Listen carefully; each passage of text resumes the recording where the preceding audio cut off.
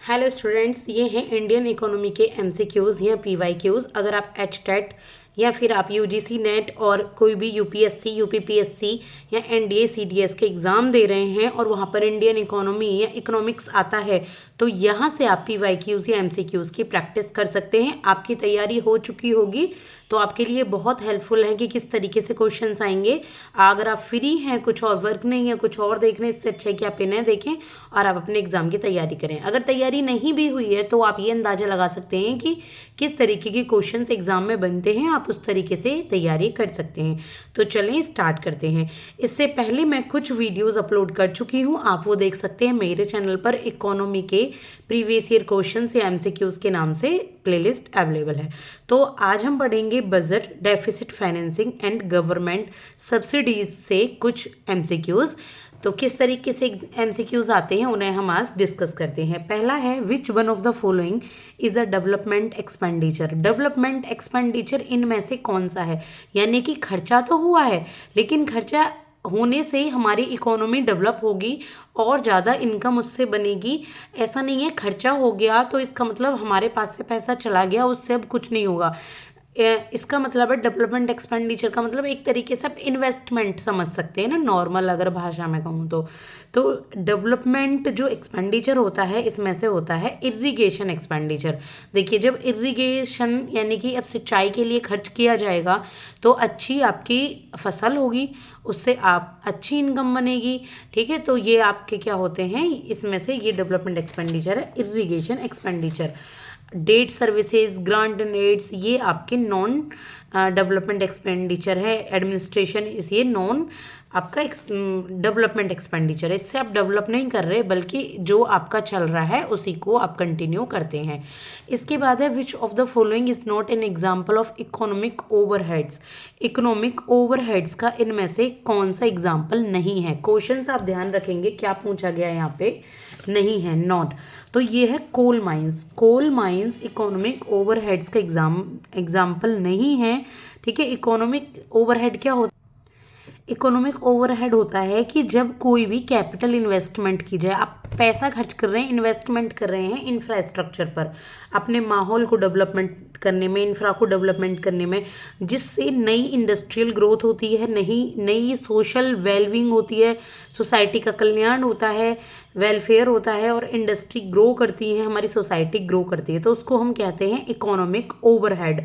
तो स्कूल्स देखिए बनाएंगे तो युवा पीढ़ी अच्छे से पढ़ेगी, रोजगार मिलेगा। रोड्स एंड रेलवेज से कितने अच्छे टोल्स, टैक्सेस और लोगों को अच्छा रोड मिलता है, इंफ्रा बनता है। सैनिटरी फैसिलिटी, साफ स्वच्छता की जो फैसिलिटी देंगे तो उससे भी क्या होगा, लोगों की हेल्थ सही रहेगी। तो ये सब इकोनॉमिक ओवरहेड के एग्जाम्पल हैं। क्या नहीं है? Coal mines. कोल माइंस कोई इकोनॉमिक ओवरहेड का एग्जाम्पल नहीं है, ये तो नॉर्मल ईंधन जुटाना ही होता है। ठीक है, इसके बाद question number 3, that is development expenditure of the central government does not include. Central government का जो डेवलपमेंट एक्सपेंडिचर होता है उसमें क्या नहीं होता? वही क्वेश्चन है डेवलपमेंट एक्सपेंडिचर के बारे में कि अगर डेवलपमेंट, सेंट्रल गवर्नमेंट कोई डेवलपमेंट एक्सपेंडिचर करना चाहती है तो बाकी तीन तो उसमें आते हैं, एक कौन सा नहीं आता? Defence expenditure. देखिए, डिफेंस पर जब खर्च किया जाता है तो उससे डेवलपमेंट नहीं होता, वो तो एक तरीके से सिक्योरिटी के लिए खर्च कर रहे हैं ना। अगर आप इकोनॉमिक सर्विसेज के लिए खर्च कर रही है सेंट्रल गवर्नमेंट तो डेवलपमेंट होगा इकोनॉमी का। अगर सोशल एंड कम्युनिटी सर्विसेज के लिए, हेल्थ के लिए रोड इंफ्रा वगैरह बना रही है, हॉस्पिटल बना रही है, स्कूल बना रही है तो भी। और ग्रांट टू स्टेट्स, अगर स्टेट्स को ग्रांट दी जा रही है, स्टेट को ग्रांट क्यों दी जाती है? ताकि वो अपने अच्छे तरीके से लॉ एंड ऑर्डर को मेंटेन कर पाए, अच्छे तरीके से आपका कुछ रोड वगैरह बना पाए, तो इसलिए ग्रांट दी जाती हैं। तो सेंट्रल गवर्नमेंट के डेवलपमेंट एक्सपेंडिचर में क्या नहीं होता? तो डिफेंस एक्सपेंडिचर डेवलपमेंट की एक्सपेंडिचर में नहीं आता। ठीक है, तो इसके बाद है question number 4, that is which of the following statement is true about the primary deficit. Primary deficit, primary घाटा, प्राथमिक घाटा, घाटा जो होता है उसके लिए क्या स्टेटमेंट ट्रू है? तो देखिए, जो प्राइमरी घाटा होता है वो डिफरेंस होता है किसके बीच में? जो भी फिस्कल डेफिसिट होता है ना, जो भी फाइनेंस से रिलेटेड घाटा होता है, आपके पास खर्चे ज़्यादा हैं और आपके पास कम आ रही है आपकी जो भी पेमेंट है। तो ये होता है आपका फिस्कल डेफिसिट और इंटरेस्ट पेमेंट के बीच का अंतर, यानी कि डिफरेंस। जो पेमेंट आ रही है वो कम आ रही है और जो खर्चा है वो ज़्यादा आ रहा है, तो वो जो डेफिसिट होगा, प्राइमरी डेफिसिट, उसको ही जो फिस्कल डेफिसिट होगा उसको ही हम कहते हैं प्राइमरी डेफिसिट। ठीक है, तो प्राइमरी डेफिसिट क्या होता है? फिस्कल डेफिसिट और इंटरेस्ट पेमेंट, जितनी भी आपने कहीं खर्चा किया हुआ है उनके ऊपर जो इंटरेस्ट आ रही है वो कम है और खर्चा ज़्यादा है। ठीक है, तो प्राइमरी डेफिसिट आपका होता है। इसके बाद है question number 5, that is consider the following statement in regard to zero based budgeting. JBB क्या होता है ये zero based budgeting? Zero based budgeting में क्या होता है कि एक अप्रोच है प्लानिंग और डिसीजन मेकिंग की। इसमें अगर पहले से कोई बजट बनाया गया है, पहले से कोई भी पॉलिसीज गवर्नमेंट के द्वारा बनाई गई हैं, अगर वो आउटडेटेड हो जाती हैं तो उनको हटा दिया जाता है और उनकी जगह नई पॉलिसीज लाई जाती हैं। ठीक है, तो जीरो बेस्ड बजटिंग में क्या होता है कि जो एग्जिस्टिंग गवर्नमेंट प्रोग्राम है उनको डिस्कार्ड कर सकते हैं। ठीक है, अगर वो आउटडेटेड फाइंड होती हैं तो बिल्कुल सही है ये। इसके बाद ये डिफ़िकल्ट होती है ह्यूमन डेवलपमेंट प्रोग्राम पर अप्लाई करने पर, यानी कि ह्यूमंस पर अप्लाई करने पर, क्योंकि इस प्रोग्राम के जो आउटकम है वो इंटेंजिबल होते हैं, उनको आप छू नहीं सकते। तो ये भी आपका बिल्कुल सही आंसर है, तो ये हो जाएगा आपका सी। अगर आपको इसके बारे में नहीं पता तो मैं आपसे कहूँगी कि एक बार आप इसको देख कर जाइए, काफ़ी इंपॉर्टेंट है आपका ये वाला टर्म जीरो बेस्ड बजटिंग। आप एक बार गूगल से पढ़ सकते हैं या आप यूट्यूब वगैरह पर डालकर इसको पढ़ सकते हैं, आपकी बुक में दे रखा है तो वहाँ से भी इसको पढ़ सकते हैं। इसके बाद question number 6, that is which of the following are correct in regard to the austerity measures taken by a country going through adverse economic conditions. अगर इकोनॉमिक कंडीशंस बहुत ज़्यादा ख़राब हो रही है किसी भी कंट्री में तो कौन से मेजर्स लिए जाते हैं इसके लिए? तो देखिए, ये जो मेजर्स लिए जाते हैं यहाँ पर स्पेंडिंग को जो रिड्यूस कर सके, स्पेंडिंग के खर्चे को कम करना सबसे पहली चीज़। दूसरा, टैक्स में इंक्रीमेंट बढ़ा देना। भाई इकोनॉमी की कंडीशन ख़राब चल रही है, टैक्स बढ़ा दो अमीर लोगों पर तो इकोनॉमी की कंडीशन में थोड़ा सुधार आ जाएगा। तीसरा है इसमें बजट डेफिसिट को रिड्यूस किया जाए, जो बजट बनाया गया है उसको थोड़ा उसमें कम खर्चा किया जाए। तो अगर उसको करते हैं तो इससे कंट्री की जो इकोनॉमिक कंडीशन है वो सुधर सकती हैं। तो तीनों ही आपके सही हैं, तो आंसर क्या हो जाएगा आपका 1, 2 एंड 3। इसके बाद क्वेश्चन है number 7, that is which of the following is not a part of India's national debt. India की नेशनल डेट का इनमें से कौन सा पार्ट नहीं है, कि इंडिया कर्जे में है, इनमें से कौन सा पार्ट नहीं है? तो ये है life insurance policies. Life insurance policy कोई डेट का पार्ट थोड़ी ना है। देखिए, नेशनल सेविंग सर्टिफिकेट्स क्या होते हैं?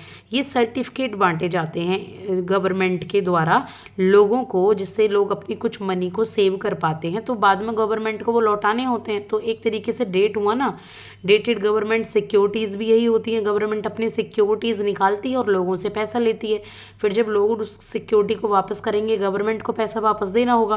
प्रोविडेंट फंड में भी गवर्नमेंट को पैसा देना होता है, लेकिन लाइफ इंश्योरेंस पॉलिसीज ऐसी हैं जो डेट पॉलिसीज नहीं होती, इसमें गवर्नमेंट को पैसा नहीं देना होता। इसके बाद है which of the following will not contribute to a higher current account deficit. इनमें से कौन सा कंट्रीब्यूट नहीं करता एक हायर करंट अकाउंट डेफिसिट में, यानी कि CAD में? ये क्या होता है? करंट अकाउंट होता है आपका। मैंने ये अपनी प्लेलिस्ट अवेलेबल है हैंड रिटन नोट्स की फॉर्म में। दूसरा, पल्स अरिहंत इकोनॉमी मैंने पूरी पढ़ाई है, जिसमें मैंने आपको बैलेंस ऑफ पेमेंट, ठीक है, के बारे में बताया हुआ है, CAD के बारे में बताया हुआ है, करंट अकाउंट डेफिसिट क्या होती है, ये सरप्लस क्या होते हैं, वहाँ से पढ़ सकते हैं।